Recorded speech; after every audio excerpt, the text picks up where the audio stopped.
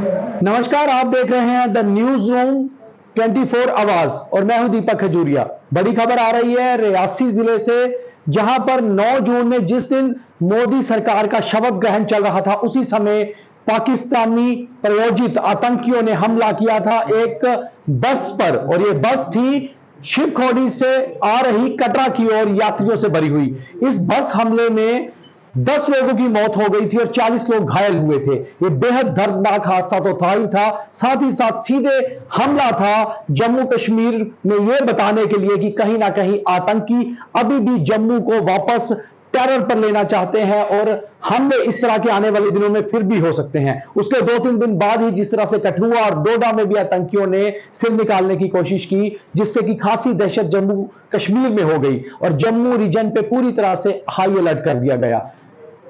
लगातार security forces Reasi और राजौरी की पहाड़ियों पर सर्च ऑपरेशन कर रहे थे। उन सर्चेस में जम्मू कश्मीर पुलिस के साथ साथ सेना और अर्धसैनिक बल भी थे।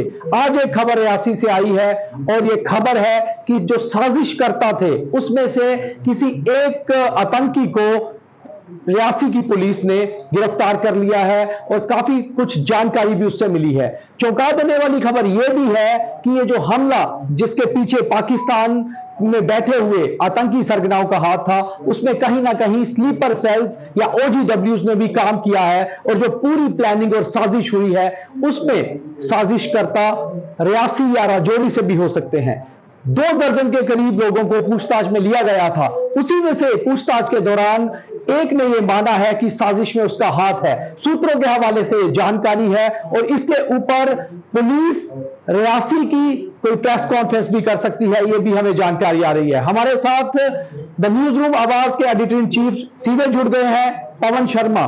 पवन जी, आपको क्या जानकारी आपके पास है रियासी हमले को लेकर, उसके बारे में विस्तार से बताइए, क्योंकि बहुत बड़ी जो है जानकारी निकलकर यह आ रही है कि जो साजिश करता है उसमें से एक की गिरफ्तारी हुई है और एक साजिशकर्ता जो है वो स्थानीय भी हो सकता है। पवन जी। जी दीपक, बिल्कुल एक बड़ी खबर है, क्योंकि जो जानकारी मिल रही है कि रियासी में जो हमला हुआ था, जो बस के ऊपर आतंकियों ने हमला किया था, जिसमें 9 से 10 लोगों की मौत हो गई थी, कई लोग उसमें घायल हुए थे। और उसी दिन भारत सरकार की जो नई सरकार थी उसकी तीसरी बार शपथ ले रहे थे प्रधानमंत्री नरेंद्र मोदी, और उसी समय वहां पर रियासी में 6:10 के ऊपर आतंकियों ने अंधाधुंध फायरिंग की थी बस के ऊपर। हालांकि वहां पर उस समय बड़ा बचाव हो गया था, गाड़ी जो है वो खाई के भीतर चली गई थी। लेकिन जो जानकारी मिल रही है कि उसी के ऊपर एक बड़ा ब्रेक थ्रू जो है वो रियासी पुलिस को मिला है। पिछले कई दिनों से रियासी पुलिस, पैरामिलिट्री फोर्सेस, सुरक्षा एजेंसियां इस पूरे मामले की जांच कर रही थी।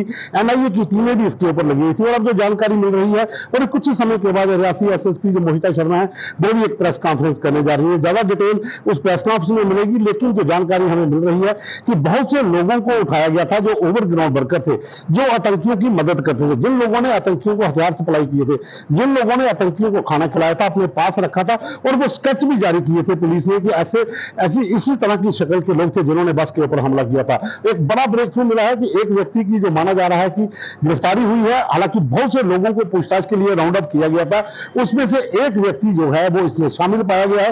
ये एक बड़ी सफलता है जम्मू कश्मीर पुलिस के लिए, सुरक्षा एजेंसियों के लिए, पैरामिलिट्री फोर्सेस के लिए और खास करके रियासी पुलिस के लिए, क्योंकि ये एक बड़ी ब्रेक थ्रू है कि बहुत जल्द ही पुलिस यहां तक पहुंच चुकी है। और अब देखना यह है कि इससे क्या जानकारी मिलती है, वो डिटेल एसएसपी खुद यहां पर शेयर करेगी। लेकिन इसके साथ ही दीपक, मैं एक चीज और बता दूं कि जम्मू कश्मीर में लगातार जो अटैक हो रहे हैं पिछले कई दिनों से, अगर देखें कठुआ का, डोडा का, जहां फिर तमाम जो इलाके हैं वहां पर बहुत ज्यादा अटैक जो हुए हैं, वो जहां पर जो आतंकी है वो सीमा पार से घुसपैठ करके आए हैं, वो दहशत का माहौल पैदा करना चाहते हैं। यही कारण है कि इस समय हाई अलर्ट भी किया गया है और लोगों को भी जागरूक रहने की अपील भी पुलिस की ओर से की गई है कि किसी भी संदिग्ध को देखते हैं तो वो तुरंत पुलिस को कॉल करें। और इस तरह की घटनाएं भी हुई हैं, जगह जगह पर लोगों ने बताया भी है और पुलिस वहां पर मौके पर पहुंची भी है। लेकिन अब इंतजार रहेगा एसएसपी की प्रेस कॉन्फ्रेंस का कि इसमें क्या जानकारी निकल कर आती है।